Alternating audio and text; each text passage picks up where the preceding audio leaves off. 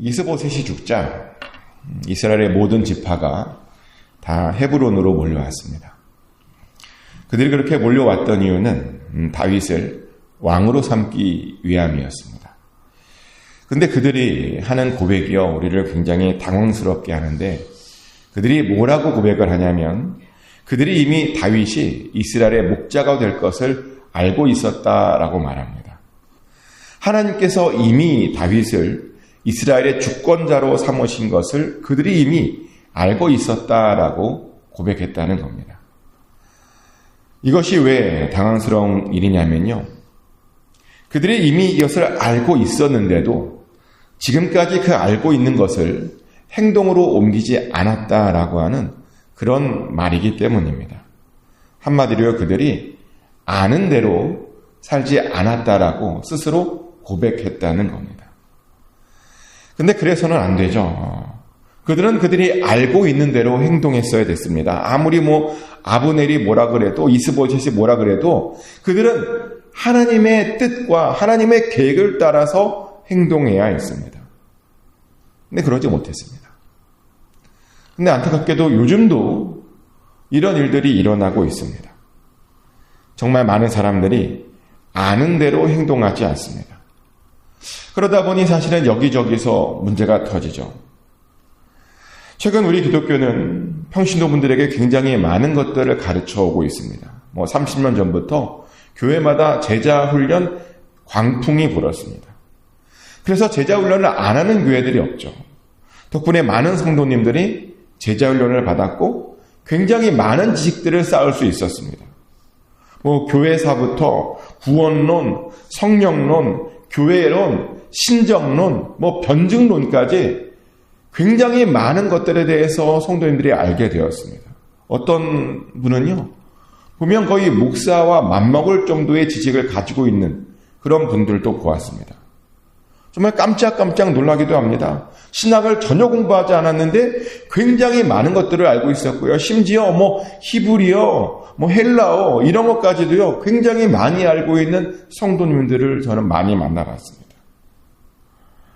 그래서 그런 사람들이 많아졌잖아요. 그러면 그렇게 많은 분들이 알고 있으니까 교회들마다 더 좋아지는 것이 정상이어야 됩니다. 교회들마다 성숙해져야 합니다. 교회들마다 깨끗해져야 합니다. 교회들마다 더 바른 일들을 해야 합니다. 그런데 학자들에 따르면 전혀 그렇지 않고 있다라고 말합니다. 한국 교회는 그 어느 때보다 변질되어 있다라고 말합니다. 복음의 능력을 잃어버렸답니다. 그리고 교회들마다 목사들이 다 왕이 되어서요, 다 왕처럼 굴고 있다라고 말합니다. 또 교회들이 너무 이기적이랍니다. 지역사회에 대한 생각은 하나도 없고 오직 자기 교회뿐만 밖에 모른답니다. 아는 것은 많아졌는데 아는 대로 행하지 않고 있다는 겁니다. 정말 안타까운 이야기죠. 그런데 그렇게 아는 대로 우리가 행하지 못하면 어떻게 되는지 아십니까? 하나님께서요, 고생을 시켜요. 아는 놈이 더 한다고 그러면서 더 고생을 시키더라고요. 이스라엘도 그랬습니다. 그들은 분명 다윗이 그 다음 왕이 될 것을 알고 있었습니다. 하나님께서 다윗을 지명하셨음을 잘 알고 있었습니다. 근데 그 아는 대로 살지 못했습니다. 그러다 보니 무려 7년 동안 굉장히 불안한정한 상태로 삶을 살아야 했다는 겁니다. 7년 동안이요. 그래도 다행인 것은 7년 만에 그들이 바뀌었죠. 7년 정도 고생하고 그것을 끝낸 겁니다. 이게 왜 다행이냐면 어떤 사람들은요, 평생을 알고 있음에도 불구하고 행하지 못하는 사람들이 정말 많기 때문입니다. 근데 절대로요, 아는 것을 아는 것으로 끝내서는 안 됩니다. 알았으면 행동으로 옮기셔야 됩니다. 그것이 바로 하나님께서 우리에게 사실은 알게 하신 그 유의입니다. 알았으면 행동하라고. 아무튼 그들은 드디어 다윗을 왕으로 세웠습니다. 다윗은 그래서 나이 37세에 드디어 이스라엘 전체의 왕이 될 수 있었습니다. 근데 저는 여기서 한 가지를 더 주목하고 싶은 것이 있는데 뭐냐면 다윗이요, 지금 젊은 나이에 왕이 됐잖아요. 굉장히 일찍 성공한 겁니다. 그런데 그것을 끝까지 잘 유지했다는 겁니다. 제가 이것을 왜 언급하냐면 쉽지 않아요. 젊었을 때 성공했는데 이 성공을 끝까지 유지하기가요, 정말 쉽지 않습니다. 서양 사람들이 하는 말 중에 이런 말이 있더라고요. 젊었을 때는 되도록이면 성공을 쫓지 말라고. 젊었을 때 성공하면 반드시 늙어서 실패하게 되니까 젊을 때는 성공을 쫓는 것이 아니라 다양한 경험들을 쫓고 고생을 하면서라도 뭔가 더 많이 알고 경험을 해야 한다라고 말을 하잖아요. 우리가 서양 사람들이 일반적으로 하는 이야기들입니다. 근데 다윗은 보니까요, 이미 10대 때 기름 부음을 받았고요, 20대 때에는 이스라엘의 굉장히 유명한 장수가 되었고요, 30에 유다의 왕이 되었고요, 37세에 이스라엘 전체의 왕이 되었습니다. 정말 굉장히 빠르게 성공했다는 겁니다. 그리고 그 이후 무려 33년을 이스라엘 전체의 왕으로 있으면서 굉장히 탁월하게 잘 다스렸습니다. 그래서 70세에요, 굉장히 평안하게 죽었습니다. 아주 큰 성공을 한 겁니다. 어떻게 다윗은 이렇게 젊은 나이에 성공했음에도 불구하고 그 성공을 끝까지 유지할 수 있었던가? 그 이유가 있죠. 다윗이 그 중간에 광야 생활을 거쳤잖아요. 장수가 되고 나서 하나님께서 다윗을 일부러 광야로 내몰았습니다. 그리고 그 광야에서 다윗은요, 정말 제대로 된 연단을 받아야 했죠. 그리고 그랬더니 그렇게 일찍 성공했음에도 불구하고 그가 흔들리지 않을 수 있었던 겁니다. 정말 끝까지, 마지막까지 하나님과 다윗이 동행할 수 있었던 겁니다. 그 모든 것들이요, 전부 다 광야에서 다윗이 하나님과 동행했기 때문입니다. 광야에서 고생 좀 해보았기 때문입니다. 그런 것을 보면 사실 우리 인생에 오는 광야가요, 우리가 사실 많은 광야를 겪잖아요. 그 광야가 절대로 나쁜 것이 아님을 우리는 알게 됩니다. 사실 광야가 있어야 우리가 이 길을 끝까지 평안하게 잘 완주할 수 있는 겁니다. 광야가 있어야 우리 인생에서 무엇이 가장 중요한지 우리가 잘 알 수 있다는 겁니다. 다윗이 그랬다니까요. 다윗은 광야 생활을 좀 해보고 나니까 뭐가 중요한지 알았어요. 그리고 왕이 돼서도 끝까지 지금 뭐가 중요한지를 알았습니다. 사람들을 어떻게 섬겨야 되는지, 이스라엘에게 어떻게 무엇이 필요한지를 다윗은 광야 생활을 통해서 아주 잘 알고 있었습니다. 그리고 그 알을 가지고 실천을 하죠. 다윗이 이스라엘의 전체 왕이 되자마자 제일 먼저 한 일이 있는데 뭐였냐면 여부스 족속의 시온 성읍을 점령하는 일을 했습니다. 그리고 그것을 여부스 족속의 시온 성이 아니라 다윗 성이라고 이름 지으면서 이제 성을 세우게 되죠. 그리고 나중에 그 성이 어떤 성이 되냐면 바로 예루살렘 성이 되는 겁니다. 제일 처음 정복한 그 성, 시온 성이라고 하는 그 성을 다윗 성으로 바꿨고 그것이 나중에 예루살렘 성이 되었다는 겁니다. 그러면서 증명을 하는 거예요. 내가 얼마나 강한가, 내가 얼마나 이스라엘을 다스릴 수 있는 능력이 있는가, 이렇게 증명했습니다. 왜냐하면 아직도 사실은 이스라엘 안에는요, 다윗을 왕으로 인정하고 싶지 않은 사람들이 많았거든요.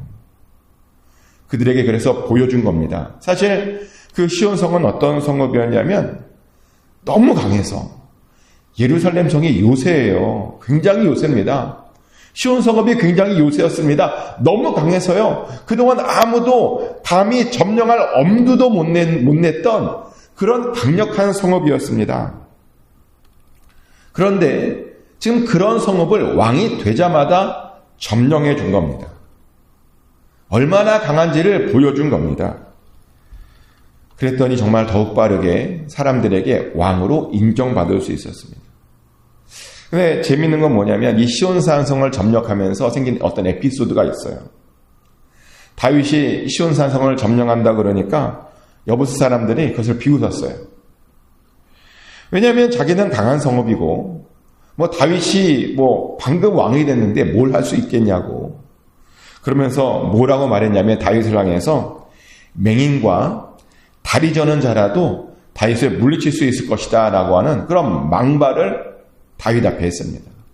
맹인도 다윗을 이길 거랍니다. 다리를 저는 자도 다윗을 이길 거랍니다. 그래서 그 이야기를 듣고요, 다윗이 자존심이 많이 상해서 뭐라고 이제 신하들에게 명령을 하냐면, 그 신하들에게, 그 여부스성을 점령하는 그 신하들에게 가자마자 그 시온산성을 점령하는데 이제 전면전을 하지 않고 물깃는 통로를 따라서 점령하거든요. 거기에 올라가서 제일 먼저 누구를 죽여야 되냐면 그들이 그렇게 비웃었던 맹인과 다리 저는 자를 먼저 죽이라고 다윗이 명령을 해요. 그래서 이제 그들이 맹인과 다리 저는 사람들을 먼저 죽이게 되죠. 그래서 어떤 일이 벌어지냐면 그 맹인과 다리 저는 자들을 먼저 죽이러 쫓아다녔잖아요. 사람들이 그런 사람들이 자기네 집에 오는 것을 싫어하게 된 거예요. 왜냐하면 다윗의 신하들이 맹인과 다리 저는 자부터 쫓아다녀서. 그렇게 나중에 그것이 이제 그런 일로 속단까지 남게 되죠. 다윗을 조롱하려고 했던 그 말이요, 오히려 다윗으로 하여금 강한 마음을 품게 했고, 그래서 더 힘을 가지고 여부스성을 점령했다는 겁니다. 다윗을 만만하게 보고 다윗을 비웃었다가 오히려 그들이 더욱더 화를 자초한 것입니다.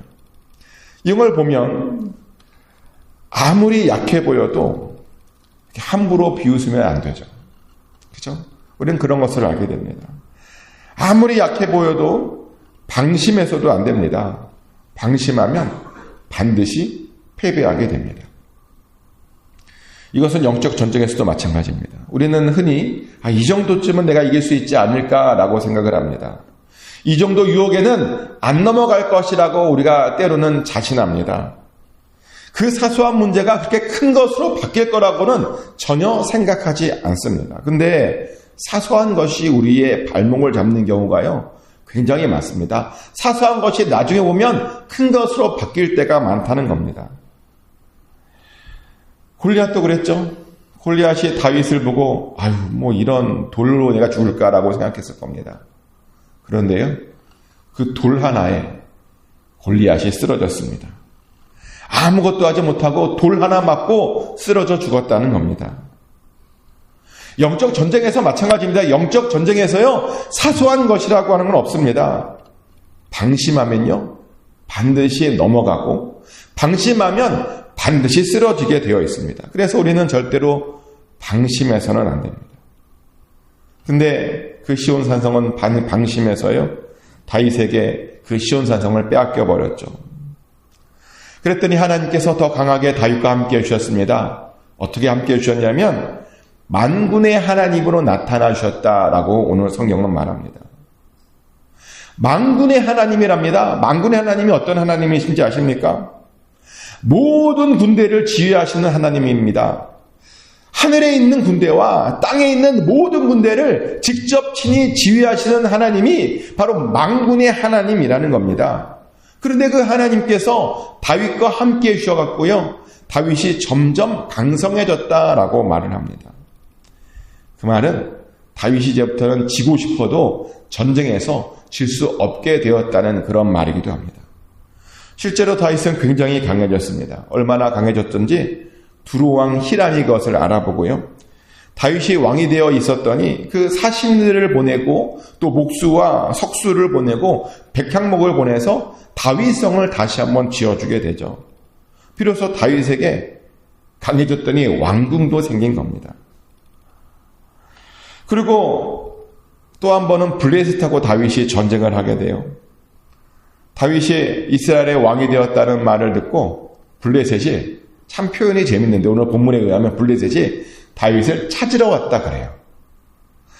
다윗을 공격하러 왔다는 게 아니라 다윗을 찾으러 왔대요. 이게 무슨 말이죠? 아유, 네가 왕이야. 내가 너 찾으러 올게. 이렇게 데려가겠다. 이런 말이거든요. 얼마나 지금 다윗을 우습게 보고 만만하게 보고 이렇게 내가 다윗을 찾으러 올게까지 이런 표현을 쓰면서 다윗과 전쟁하러 왔겠습니까? 근데 다윗도 긴장을 해요. 왜냐하면 블레셋이 자기에 대해서 너무 잘 알잖아요.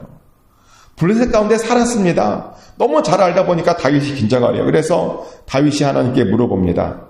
블레셋이 쳐들어왔는데 올라가서 싸워야 되냐고. 그리고 올라가서 싸우면 이길 수 있냐고 물어봅니다. 그러자 하나님께 대답해 주세요. 올라가서 싸우면 충분히 이길 수 있다라고 대답해 주셨습니다. 그래서 다윗은 그 하나님의 대답을 믿고 블레셋을 다 무찌르게 됩니다. 얼마나 크게 승리했던지 다윗은 그 승리를 기념해서 그 전쟁이 있었던 곳의 이름을 바알 브라심이라고 이름을 정했습니다. 이게 어떤 뜻이냐면 여호와께서 물을 흩으심 같이 블레셋이 흩어졌다라고 그런 말입니다. 근데 블레셋이 또 쳐들어가요. 졌으면 좀 그만해야 되는데 만만하죠. 왜냐하면 그 앞전쟁에서 사울왕을 죽였잖아요. 그리고 다윗은 그들이 너무나 잘 알다 보니까 계속 만만해 보였습니다. 그래서 또 찾아옵니다. 그래서 다윗이 이번에 또 물어봅니다. 그랬더니 이번에는 하나님께서 정면으로 올라가지 말고 뒤로 올라가라고 기습하라고 그렇게 방법까지 알려주셨어요. 전쟁을 하는데 어떻게 전쟁을 해야 하는지까지 구체적으로 하나님께서 알려주셨다는 겁니다. 그리고 그대로 다윗이 행해요. 그랬더니 그 전쟁에서 그 강하다는 블레셋과의 전쟁에서도요 아주 쉽게 또 한 번 이길 수 있었습니다. 그리고 얼마나 잘 이겼던지 그 전쟁으로 인해서 빼앗겼던 게셀과 게바까지 얻을 수 있었다라고 오늘 우리의 본문은 이야기합니다.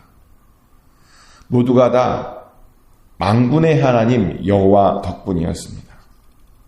하나님께서 그 만군의 하나님께서 다윗과 함께 해주셨기 때문에 그렇게 이길 수 있었다는 겁니다. 그래서 사실 우리에게도 이기려면 만군의 하나님이 필요한 겁니다. 사실 우리의 삶도 전쟁이에요. 전쟁입니다. 그래서 우리에게도 만군의 하나님이 정말 필요합니다. 그런데 놀라운 것은 그 만군의 하나님께서 이미 우리와 함께하고 계시다는 겁니다. 그래서 우리들도요, 기도하고 물어보면 반드시 이길 수 있습니다. 다윗처럼 물어보면 하나님께서 이길 수 있는 방법을 우리에게 가르쳐 주십니다. 그러니요, 항상 물어보십시오. 일이 생길 때마다 물어보셔도 됩니다. 그러면 만군의 하나님께서 여러분 앞서가셔서 여러분의 모든 전쟁을 승리로 이끌어 주실 것입니다. 축복하는 것은 꼭 잘 물어보심으로 여러분이 처한 그 전쟁에서 승리하시기를 축복합니다. 그래서 정말 하나님께서만 주실 수 있는 그 놀라운 평안이 여러분 삶 가운데 언제나 함께 하시기를 예수 그리스도 이름으로 축복합니다.